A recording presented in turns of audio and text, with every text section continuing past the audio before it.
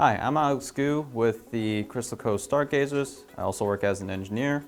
Today we'll be building our very own rubber band powered rover. For this activity, we'll be needing some cardboard squares. One of them is 6 by 6, and we will have 2 more cardboard squares. They would be 5 by 5 for the wheels. For the axle, we'll be using a pencil. For the rear wheels, we will be using a couple of mint candies, and we'll be using a drinking straw for the rear axle. To power the rover, we will need 2 rubber bands. For tools, we will need a pair of scissors and a ruler. To mark our measurements, we'll be using a marker. For attaching the pieces together, we'll be using tape. So to start off with, we have our 3 pieces of cardboard. The larger piece of cardboard is the one we'll be using for our body, which is the 6 by 6 inch cardboard. The 2 small ones are for the wheels. So to start off, to build the body, we want to fold this into thirds. Now we can do it by eye and try to fold it into thirds, but to be more accurate, we can use a ruler and a marker to mark out where we need to fold. So this is a 6-inch piece, and we want to mark out every 2 inches. And now we just fold along these little dots to get the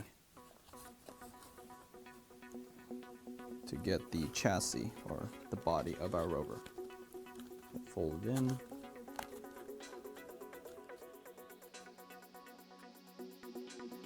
And make sure that the cardboard is folded along the lines of the corrugation.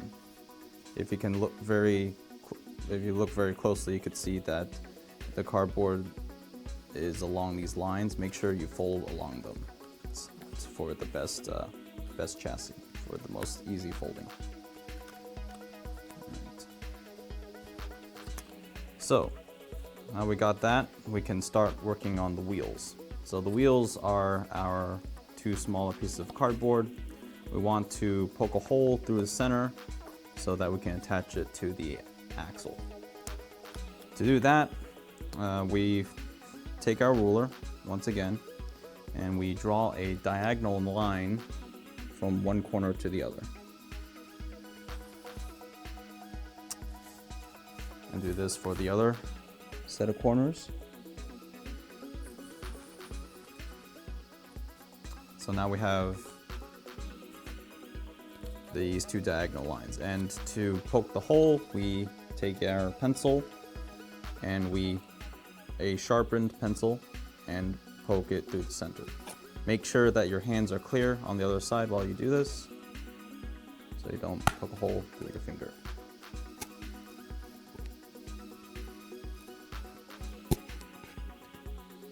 Make sure don't allow too much wiggle room for the wheel so that it doesn't become too loose on the axle. We do the same for the other piece. Take our ruler and our marker.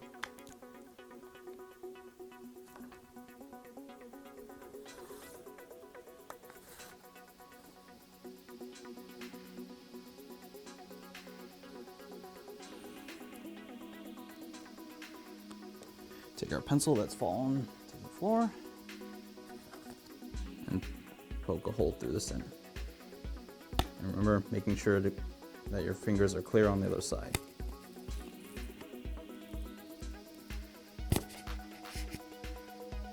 We have to attach these wheels to the body. In order to do this, we need to poke holes on our body. So pick a place in the center of one of the thirds. Doesn't have to be too accurate, and do the same thing. Poke a hole through the center. Make sure your fingers are clear on the other side. And because this is where the axle is supposed to be spinning, you can wiggle around to make the hole a bit bigger so that it is free spinning. And we do the same on the other side. You can line it up a bit by putting the pencil through the hole you just made, and drawing a little mark like that.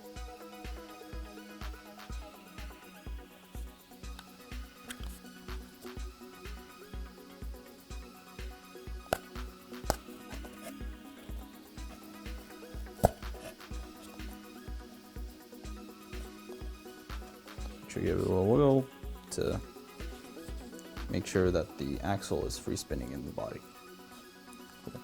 And now we can attach the wheels and the axle to the body. So first we can thread our pencil through the body, and then we can put our pencil through the wheels.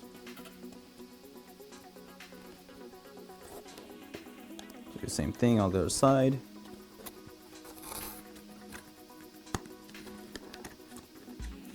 And now we have the wheels attached to the axles.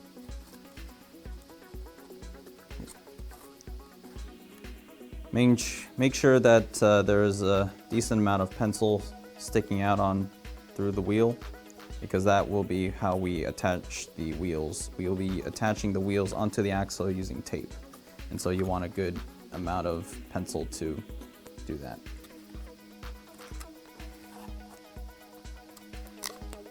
Take our tape.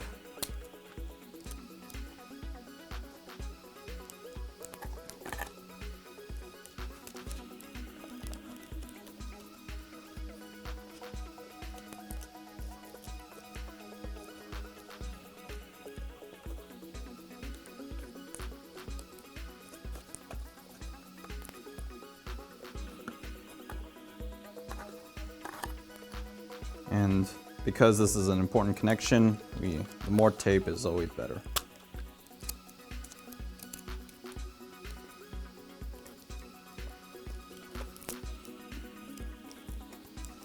To ensure that make sure that the wheel doesn't spin, the axle doesn't spin freely through the wheel.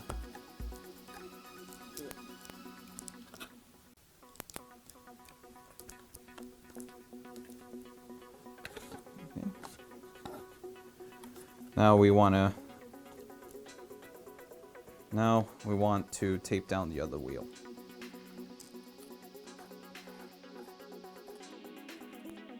Okay, and now we have our two wheels on our body. And they should be spinning relatively freely. Okay, so now we have the front wheels. Now we want to attach the rear wheels. And to start off with that, the rear axle will be this clear straw. And we'll be taping it about an inch from the bottom of the body, underneath the trough, the U shape of the body.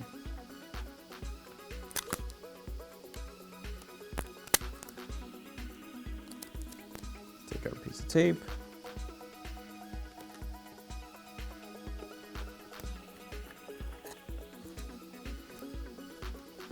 Now we have our rear axle. And our rear wheels are going to be these two pieces of mint. And they'll be free spinning, so we don't have to worry about taping it solidly to the straw. So take our mints, and without eating them, we just thread them on the straws.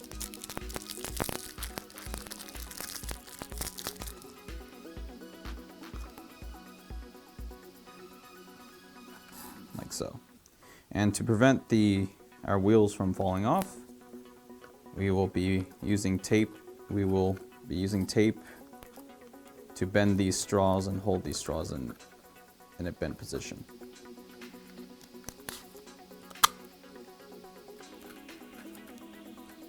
So, take the straw, bend it this way, and we can use a piece of tape to hold it together.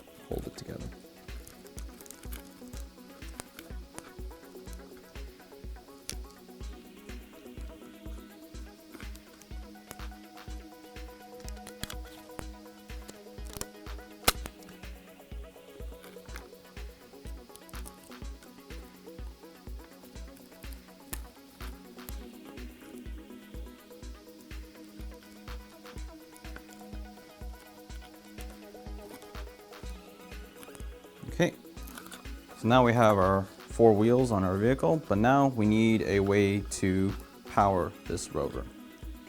So this is where we have our rubber bands, which will be giving us the potential energy and converting that to kinetic energy. So to attach, first we need to get our pair of scissors, and we want to cut 2 slits at the bottom at where the mint wheels are, like so. And this is where we'll be attaching our rubber bands. And so we take our 2 rubber bands and we loop them together. So we take one of them and thread the other rubber band through it, and then thread it through itself. I don't know if you can see that very well, and so now you've tied the 2 pieces together. And then we attach it to the front axle. So once again, in a similar fashion, we loop it through itself, like so.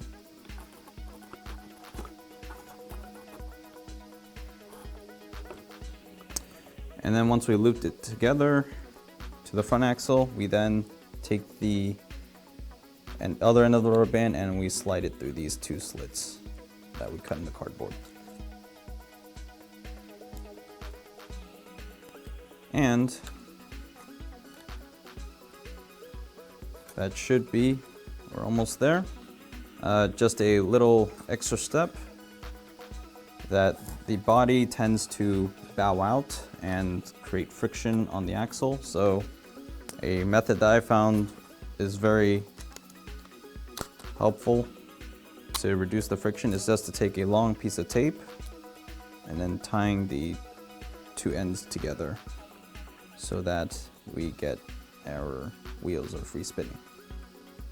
And that is how we create our little Mars rover. All right, so now we have our rover done.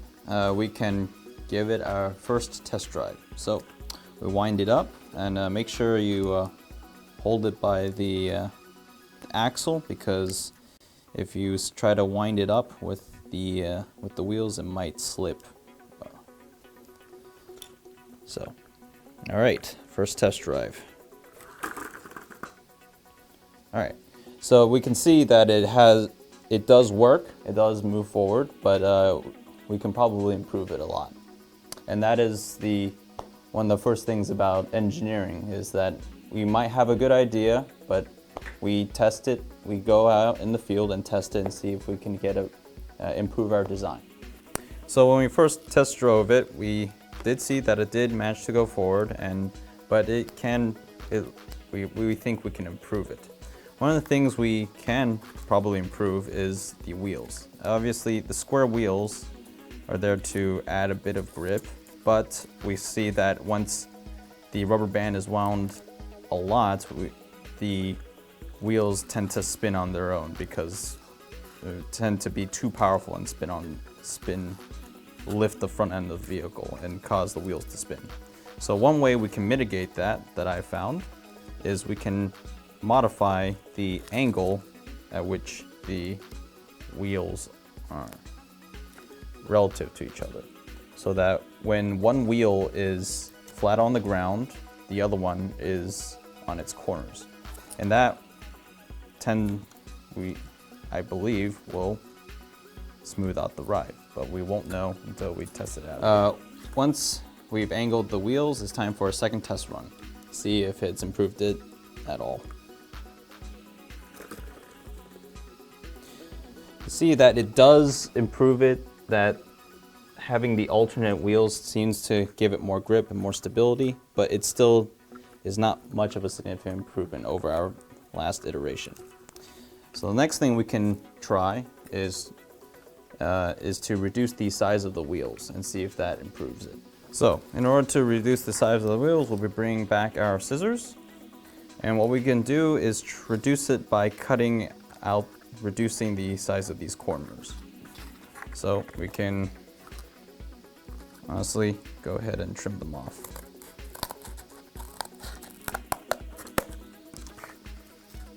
Like so.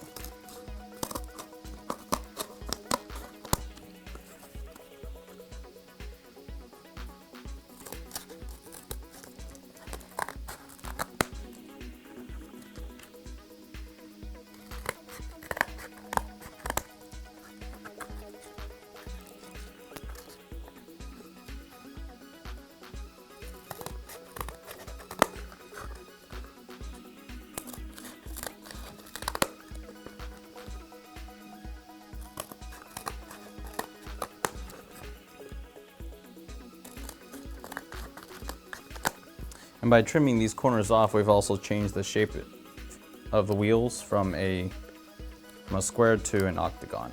So hopefully that will increase the stability of our little rover. But we won't know until we have our third test run. This is our third test run with the smaller wheels and the octagon wheels. Let's see how it works. As you see, it's gone a bit farther and it's a lot more stable than our square wheels. So these are just a few of the things you can be doing to improve this.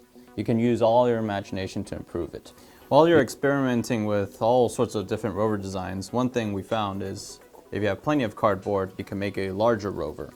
And we found that a larger rover tends to be more stable.